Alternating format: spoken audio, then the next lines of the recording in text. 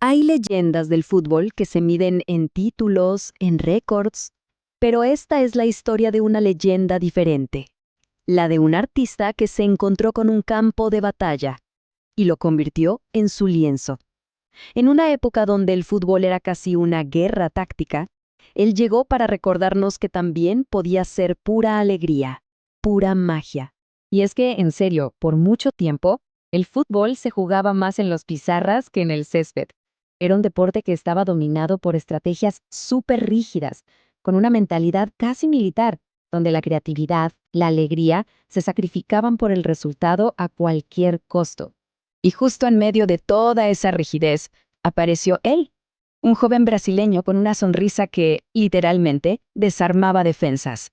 Alguien que no veía un campo de batalla, sino su patio de recreo. El escenario perfecto para su próximo truco de magia. Ok, para entender el tremendo impacto que tuvo, tenemos que viajar en el tiempo. Vámonos al verano del 2003. El FC Barcelona, un gigante del fútbol, estaba metido en una de las peores crisis de su historia. Anhelaban, necesitaban un salvador que los devolviera a la gloria. El contraste es brutal. A un lado teníamos el fútbol como una partida de ajedrez, una guerra de pura estrategia. Y al otro, lo que Ronaldinho trajo a la mesa. Un campo de juego para improvisar, para volver a sonreír y sentir el éxtasis del fútbol. Cero. Así, un cero gigante. Ese es el número de títulos importantes que el club había ganado en los años anteriores. La crisis era de verdad profunda. El gigante catalán necesitaba, de forma desesperada, un as bajo la manga que le cambiara el destino. Y el mago no tardó nada en hacer su magia. ¡Nada!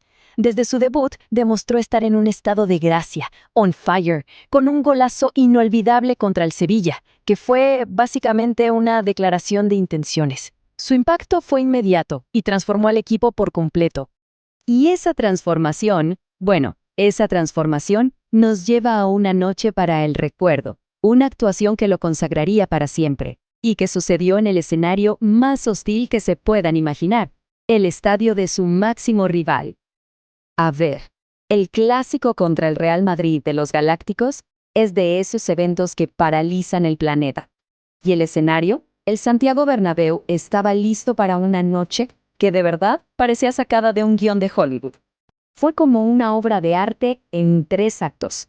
Primero, recibe el balón y arranca desde su propio campo. Luego, con una facilidad que hasta insultaba, desequilibra, deja atrás a medio mundo y le rompe la cintura a la defensa. Y al final, define con una calma, con una calidad que dejó mudo al estadio. Pero esperen, que la audacia no terminó ahí. Minutos después, como si estuviera desafiando las leyes de la lógica, lo hizo de nuevo.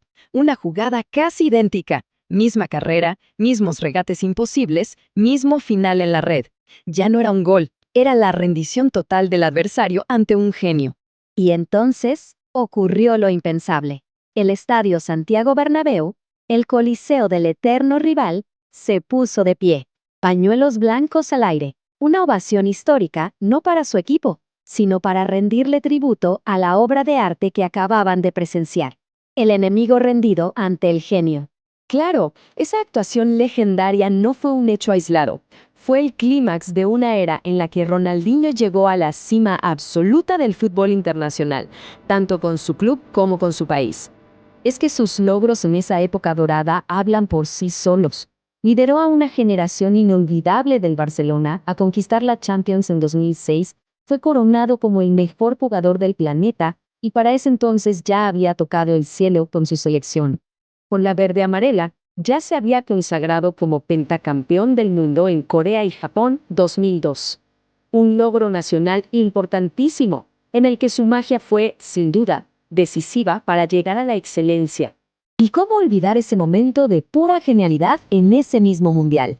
Aquel legendario y audaz gol de tiro libre contra Inglaterra que dejó al mundo, y sobre todo al portero David Seaman, en un completo estado de shock. Pero bueno, toda llama, por más brillante que sea, con el tiempo, empieza a apagarse. Como en toda gran epopeya, llegó el giro dramático. El tiempo del mago en la cima absoluta del fútbol estaba llegando a su fin. La cronología fue breve pero muy intensa. Después de tocar la gloria europea en 2006, su luz empezó a desvanecerse poco a poco. Y todo culminó con su salida del club en 2008, justo cuando una nueva era estaba por comenzar. Y su salida del club fue, en sí misma, un acto de legado. Coincidió con el ascenso imparable de un joven argentino llamado Lionel Messi. Simbólicamente, Ronaldinho le entregó la camiseta número 10, pasándole la antorcha y dando inicio a una de las dinastías más grandes de la historia. Su impacto fue global. Así como Pelé en su momento, Ronaldinho trascendió colores y fronteras. Dejó una marca imborrable en aficionados de todo el mundo, que se enamoraron de su juego, de su alegría tan contagiosa. Al final, su carrera fue eso, un cuento de hadas moderno. La prueba de que en un deporte cada vez más profesionalizado, más rígido, todavía hay espacio para la magia pura y para la alegría de simplemente jugar al fútbol. Lo que nos lleva a la pregunta final. Más allá de los títulos, más allá de los récords, si consideramos su impacto, su alegría y su magia irrepetible, Suscríbete y dale like si Ronaldinho es magia.